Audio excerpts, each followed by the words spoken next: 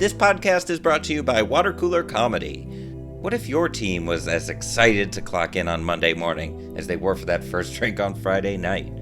As the workforce continues to shift and deal with new disruptions and distractions, leaders are looking for answers as to how they can bring their teams together, recruit and retain top talent, and be ready for the next unexpected adversity. Turns out, when humor plays an active role in the workplace experience, it can help solve all of those challenges. And at Water Cooler Comedy, it's our mission to turn your company into one where laughing together is part of building a stronger culture and improving the problem-solving process. From customized corporate comedy experiences, to keynotes, to comedy workshops, to online training, and one-on-one consulting, and more, Water Cooler Comedy can help make your company one where people come together to laugh around the water cooler, whether it's in person or virtual. Schedule a free consultation today at watercoolercomedy.org/booking or learn more about us at watercoolercomedy.org, because we want to help you make work the time and place to laugh. Welcome to You Can't Laugh at Work. This is the podcast that takes topics and proves that you can laugh at them. And one of those topics that people have said year in and year out for way too long is that you can't laugh at work. Well, we're here to prove otherwise. And with me today is the COO and co-founder of 6 a.m. City, Ryan Heafy, based out of Greenville, South Carolina. What's going on, Ryan? Not much. How you doing today? I'm doing great, man. I'm doing great. It's the end of a long couple of weeks, and we're diving into the holiday weekend head first for sure. So I found you. I do a lot of research because I visited Greenville. I research the top workplaces wherever I go just to kind of get a feel for what's going on locally, and that's where I found you. And I reached out to you because when I started college, I went for journalism. And you know, the whole mentality, like in high school, like I knew I've always wanted to make people laugh, but it's not realistic and all that bull. And so I got into journalism because I like to write. And the first thing that I learned in my first journalism class in college was if it bleeds, it leads, which means the more sensationalist the headline, the more violent, the more gripping it is emotionally, more people will read it. And I just didn't like that. You at 6 a.m. City are doing something totally different. Kind of describe what you guys do and what led you into that. For sure. So we basically took and recognized that local media is changing significantly. So as all these local newspapers start collapsing and they're really just covering the latest and greatest homicide and car accident and other less desirable political topic, we saw an opportunity to fill the void in all these cities across the United States to share more positive news, a little bit more lighthearted news, the local news and events that you need to know to experience your city, to drive economic impact locally. And we are doing that with a conversational daily email delivered at 6 o'clock every morning. Everything you need to know about how to experience your city, no politics, no crime and punishment. But really also helping to pull in all the local businesses, nonprofits, and other cool, exciting stuff going on in the city. And also realizing that a lot of people just don't know what they don't know. So while other news outlets might be talking about affordable housing or some hospitality tax or something wild going on in the community, most people have no idea what's going on or what they're actually talking about. So we break it down, distill it, give it to you easy. And people love us for it. And so we're finding and creating a great space for our community, great space for advertisers to connect with our local communities, and really trying to change the way people create and consume content in all these cities across the U.S. And what's funny too is, these media companies, it's all about the advertising dollar. And what's funny is studies have shown that consumers or viewers or readers or whatever are more likely to think positively of the company that's being advertised after watching a more uplifting story versus the whole everything is falling apart and why you should be worried all the time stories. Yeah. It seems like common sense. It's been interesting to watch, but I mean, the history has just been everyone's trying to drive ratings and get the most views and impressions. And in today's society, people are pivoting from an advertiser perspective to conversion. And so in the legacy model, clickbait just to see something doesn't necessarily convert for an advertiser anymore. So they're starting to pivot their dollars and spend, and you can't click on a newspaper or a billboard or a TV ad the way that you can an email newsletter product. So by putting fun, uplifting, educational content that people want to come back to every day, we create habitual behavior, we build community, and it's converting for our readers and our advertisers. And our readers also appreciate the advertiser content, because the same way we keep the crap out of the newsletter, we keep the bad advertisers out of the newsletter. We're not putting stuff that people aren't going to want to consume or participate in the product. So we turn down all political advertising and stuff like that, because it's no value add to our reader. Right. It goes against your why. Correct. Even if they're going to pay money, it's not worth it.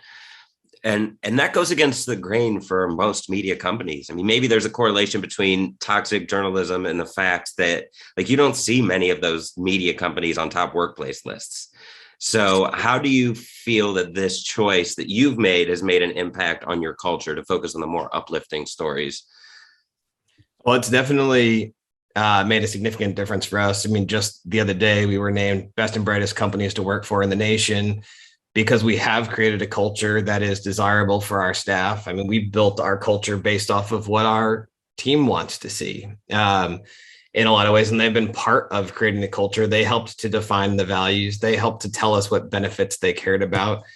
And we've really kind of picked up all of that, built it into our structure. And we now go to market and we lead our job postings with the value of working here. We focus on life at 6 a.m. city. What does it look like to be part of the team?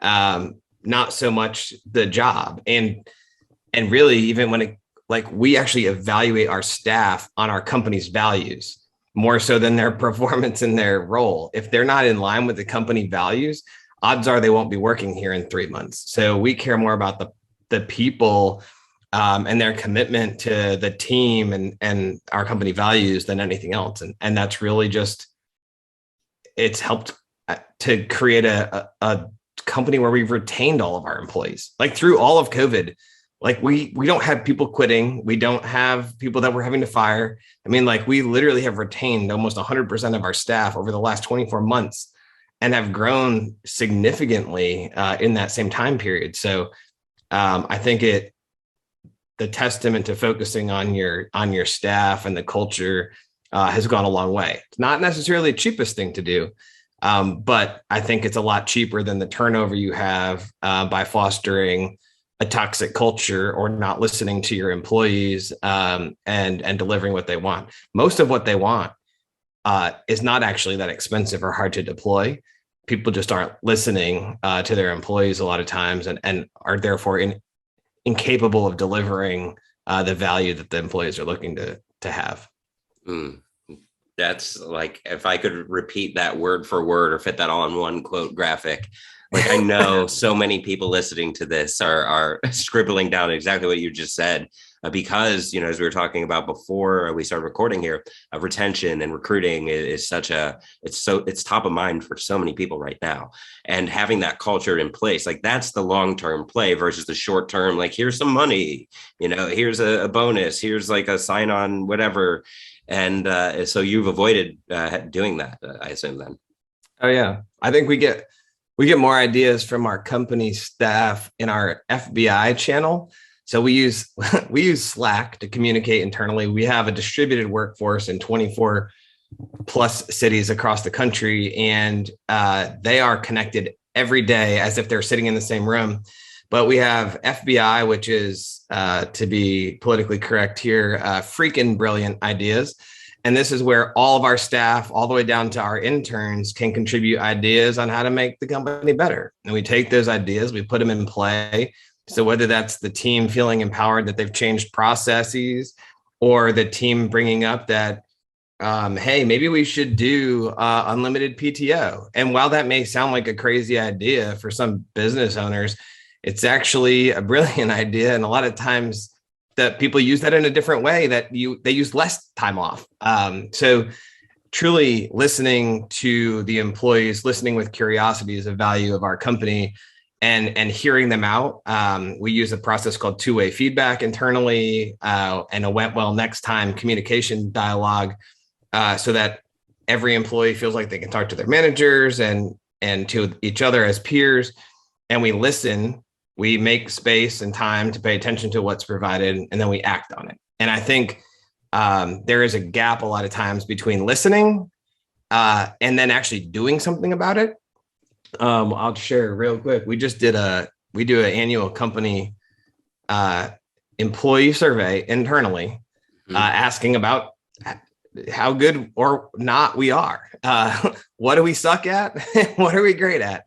And the opportunities for improvement, we come back typically within about 30 days with an action item list on how we're going to address those things to drive the company forward, because there is a solution for every opportunity that is raised for the company to be better. And taking those things and putting them in play, and the staff seeing us deliver goes a really, really long way.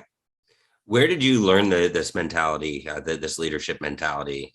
Because I mean, you came from a mechanical engineering background. You had kind of the built-in entrepreneurial mindset in college. I've listened to an interview with you, and you thought, the C's get degrees, kind of realizing that the status quo isn't exactly a fit for you. So where did you learn this mindset of taking care of your people first? By watching other people fail at it. And being part of that, process. I came as a mechanical engineer working in a Fortune 500 environment that was toxic, to say the least. Lacked opportunity to grow in your own career effectively, limited in what you could do to drive change. People who were high performers didn't necessarily move up the right way that they should in those companies. And then I joined a small manufacturing company and watched one of the most hostile, toxic workplaces where the leadership did not embrace the team. We had insanely high turnover, and it was a battle, and it wasn't worth it. It was unfortunate in a lot of ways, and a lot of people that we would bring on, you then lose, and that impacts their families and their lifestyles. And that's not something that I was ever gonna to do as a leader myself. And so when I got to switch sides of the table and be in charge, I just wasn't an option. The people are the most important resource that we have in our company, and always should be, and always will be. It's been really interesting to just see how well that goes. Literally almost every employee that doesn't work for us anymore, that's moved on to a new opportunity, which are all awesome. Like, we graduate people out to go work and run other companies and marketing and sales and whatever. But a lot of them freelance back to us still. I think we have 8 former employees that are part-time to us in some capacity because they still love working here. So if you still work with your employees after they leave your company, I mean, that's an incredible. I never thought that was even something that would be possible. You would, you cut ties with them and they're gone, but a lot of them come back and continue to support us, and send referrals our ways, or they're now clients of ours. I mean, it's been pretty unique, but it's all based on the relationship that you build, because culture is a word, but it's really about building the relationship with the employees and making the employees feel like they're part of a team. And that everybody's got each other's backs all the time, and we're all driving towards the same North Star, and it goes a long way. Yeah, it does go a long way, and there's a lot of organizations that are struggling with that. How do we open up the floor for suggestions and ideas? How far do we take it, and so on? It is a big risk. And that means a lot of falling on your face. Have you done that before? Like, have you taken it too far, or not done it right in some cases? Like, what's an example of falling on your face when it comes to building this culture? And how have you responded? And how does sense of humor come into play? So There's a three-parter. I threw a lot of as a leader, sometimes you expect certain things, and myself and my business partner have had a tendency to react, not respond. And a lot of times when you react to a situation, you get egg on your face pretty fast, because your response is out of frustration over a topic. And then you find yourself having to fall on the sword with your staff and be like, that was not the right way to handle this situation. And I'm going to change. And over time, we've got a lot better at not reacting and to focus more on responding.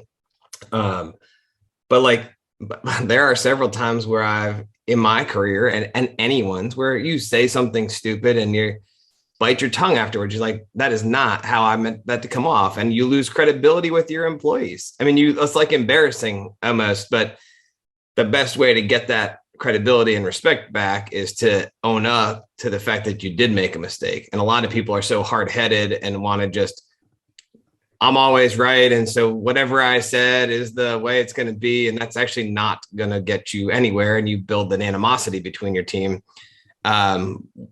We own our poor choices and decisions. And the way, if we approach something incorrectly, you gotta own it.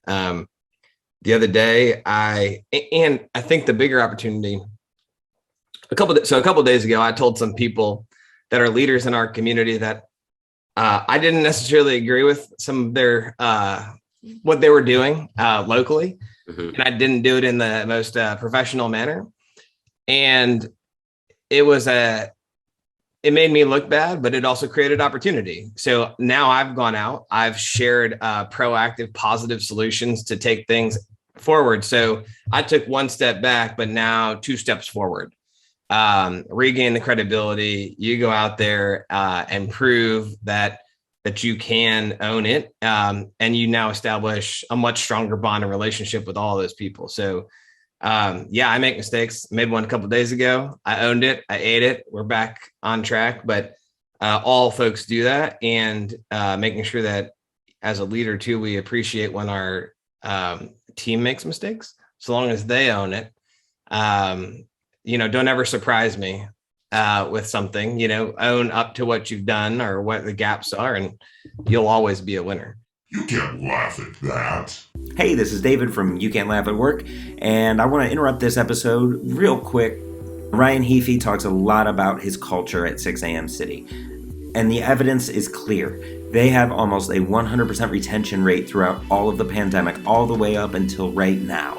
There's a reason for that. If you are not building your culture, it doesn't matter what bonuses you're offering, it doesn't matter how much money you're offering, it doesn't matter the benefits or the 401k match that you're offering to keep people, anybody can do that. What sets you apart is your culture. That is those day-to-day interactions. That is what happens when somebody falls short of a goal, when somebody makes a mistake, when there's a problem. How do people respond? How does your team support one another? That's what creates a great workplace that has a low turnover rate, a high retention rate, a high engagement rate, and a workplace that becomes known as a top workplace where people are bursting down the door to come work there. Your organization can be that kind of workplace. I've developed a hands-on, transformative 8-week program to train your managers how to be leaders, how to interact with your team, how to strengthen culture with every interaction. All you got to do is visit watercoolercomedy.org/keepyourpeople. Set up a call at that link. We'll have a conversation and make sure that there is a fit for you and your team. So watercoolercomedy.org/keepyourpeople. Hope to talk to you soon, but until then, enjoy the rest of this episode of You Can't Laugh at Work. You can't laugh at that. How does a sense of humor play a role in that? Like, do you have a specific example of being able to laugh at yourself and say, okay, this is like, I messed up big time here. That's my bad. Yeah. We thought it would be a good idea to put, so there's a thing called the onion and the orchid in architecture. And you talk about real estate development. And I believe this is how it goes historically, is the onion is like kind of the not so great architectural design and the orchid is the beautiful one or something like that. Well, we thought we would take a play on that, and all these buildings in town, all these new apartment complexes and stuff, we were going to decide which ones people liked in our community and which ones they didn't. So we were going to do thumbs up, thumbs down, or something similar. And our team and myself decided it would be a good idea to use a poop emoji instead. So we went out and we had our community rank the designs of all these buildings in town, who are all peers and friends and whatever. So we decided, or the community decided, that this was the worst building in town. We threw a giant poop emoji on it and told the entire community that this was the shittiest building in our city. Well, the phone blew up all morning with the developer, the property manager, the people advertising that were advertisers of ours. I mean, you don't always win. It was a lesson learned, and we evolve how we move forward. But you got to call the shots sometimes, and they're not always the right ones. And so, you drop a poop emoji on somebody, and they're going to come back and tell you how shitty of a decision that was. Yeah, but how much better or how much worse than a thumbs down is that? Either way, you're still saying the same message.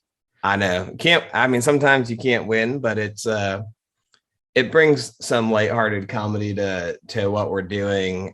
We try to be fun in all things. I mean, there are mistakes that we make, and people call us out for them, and we learn. I mean, we also learn a lot and have a lot of fun with our typos, and owning those as well. We've definitely put some things so we put out a newsletter, and it's a product, and when it hits your inbox, you cannot edit a newsletter like you can a website. Mm-hmm. So once you send an email, it's gone. So every once in a while, our team we have typos, and sometimes they're not appropriate. And those really create some fun comedy. We sent out our newsletter in all L'Oreal Ipsum, with all the stuff that says insert title, subject line here, put body copy here. And people are like, it's entertaining. But they all are opportunities for continuous improvement within the company all the time. And we learn from them, and we call them out and celebrate the mistakes, because they're all opportunities to learn. You cannot grow if you don't learn from your mistakes. And if you think someone's not going to make mistakes, you're wrong. People are human, and they inherently are going to mess up every once in a while. Mm-hmm. But if you just punish people for that, it's not going to get you anywhere. No one learns. It's hard to learn when you're getting yelled at. That's for sure. Yeah. So you've grown from just Greenville to, you're planning on 24 cities by Thanksgiving. That's correct. And then 50 within the next 2 years. Yep. So, I mean, with revenue looking to surpass 5 million this year. I'm basing this off of what I've read. Yeah, we'll clear about 5 million this year, and then triple that next year. So that's insane growth for 5 years. So obviously what you're doing is working. What is next, other than all of those goals? And what is the biggest obstacle getting in between you and that? Right now, our biggest obstacle to growth is capacity with the team. So we're going from 45 to 105 employees in like 120 days. It's just a heavy lift to do that. So we need to get more talent on the team as fast as humanly possible, hire more senior folks who've had deeper experience in other industries. But we have really been positioned for scale through COVID. We've already had a distributed workforce. We've already been operating in the Zoom world before COVID was a thing. And now, I mean, we know the formula. It's like scaling a franchise. Like, we can open up any city in 60 days. We've got the capital and the funding partners, and we're generating the revenue. So we can go. It's just, how fast can you hire talent? And the challenge is that it's hard to find the right talent on the team. I mean, we talk about comedy. I mean, one of the hardest things is this smart brevity is a term Axios is coined. Actually, it's like anybody can write something long. When you try to take the news and pare it down and make it funny and short and brief, which is what we're trying to do, and be conversational, that's hard. Mm-hmm. And to find folks who can do that is a challenge. So we actually look for a lot of people who've got creative writing background. A lot of our staff do improv comedy as their side hustle. You know, they're like, because those folks are better at packaging information in an easily consumable manner, mm-hmm. in a way that's going to connect with a reader better. So like we do some like comedy creative type workshops with our staff because it gets them thinking in a different way than some of the long form, boring journalism that's out there historically. We need to bring that down to digestible bite-sized pieces that people are going to resonate with. And people read headlines. Like, yeah, you got to break the news down and make it headline style so that people get more out of it. But yeah, I mean, if we can identify talent and bring them on the bus, the faster we can do it, the more markets that we can be in.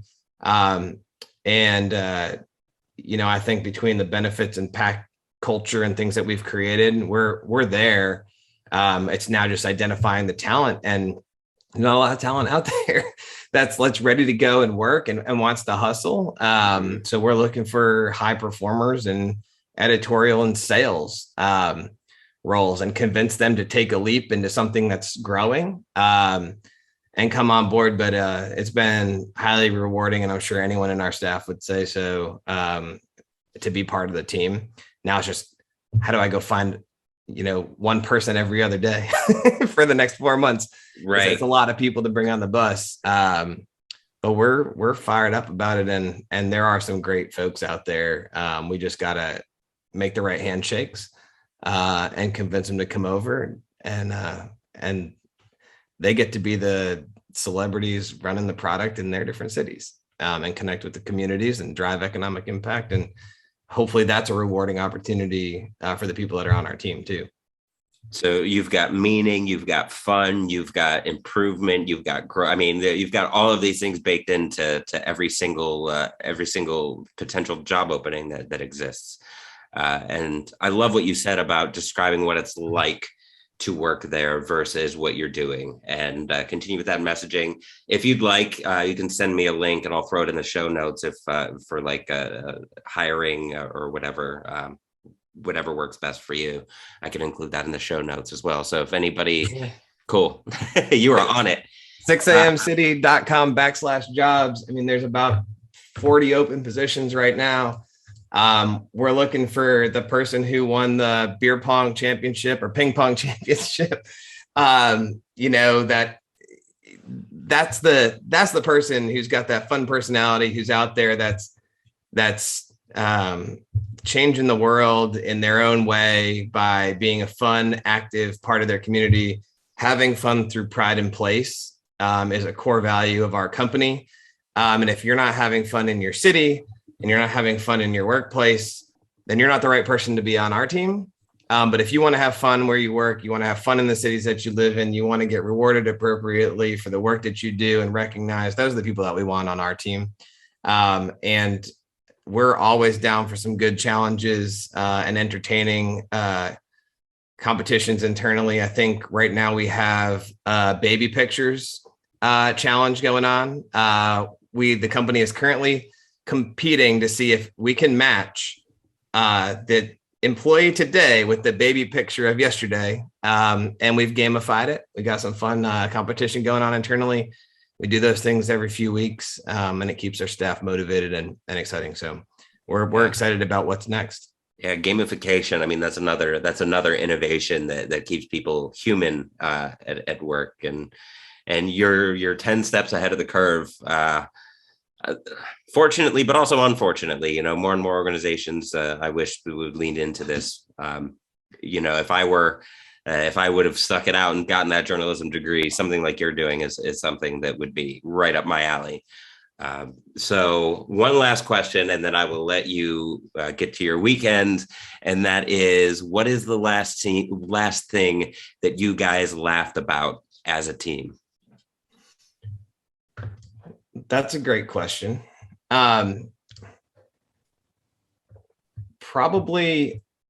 So we have a thing called Party Line in our company, and it is a constant era of comedies and things. So usually these are us celebrating stuff together. But it's also where we drop a lot of comedy. I think we were celebrating an employee's passion for Wu-Tang Clan in the Party Line yesterday. And our book yesterday was Wu-Tang Clan, and the day before that was National Read a Book Day, and our company's book club decided that they have a new mascot named Gorp. I have no idea who Gorp is, but my whole staff does, and they've got this giant dialogue going on. There is a constant thread of dialogue and banter and comedy between the staff that usually is over my head in many ways, but they are all jiving on it all the time. And it's an absolute blast to be part of that. And sometimes I feel a little old and outdated with some of the stuff that they're discussing, but we're having fun with it. Yeah, and that's all that matters, especially as you're expanding so quickly. You've got to maintain those things. And so I appreciate that you do those sorts of things, that you have the improv, that you have all those Slack channels and all of that. And thank you for taking the time to prove that you can laugh at work. You can't just laugh at work. It is the most important thing that you can do is laugh at work. If you're not laughing at work, you're not having a good time. And if you're not having fun in the job that you do, then you probably should be looking for another job. Absolutely. And in today's market, that having that culture is so important. And that is why this is the part where I plug my own thing. And that is why I am offering an 8-week management training course. If you want to create a killer culture, that is a culture that is undeniable, where people go out of their way to talk about how awesome it is to work for you, you can do that. And it all starts with the mindset of your managers and of your leaders. So visit watercoolercomedy.org/keep-your-people for more information on that. You can find us on Twitter. Of course, You Can't Laugh at That. It's at You Can't Laugh Pod. On Facebook, you can follow me on Instagram and Twitter at The David Horning. Visit watercoolercomedy.org to learn how to make your organization a little bit more fun by using humor as a strategic initiative. With that being said, Ryan, thank you so much for joining us here today, and enjoy your weekend. Thanks, David. It's always fun to chat. You as well. You can't laugh at that.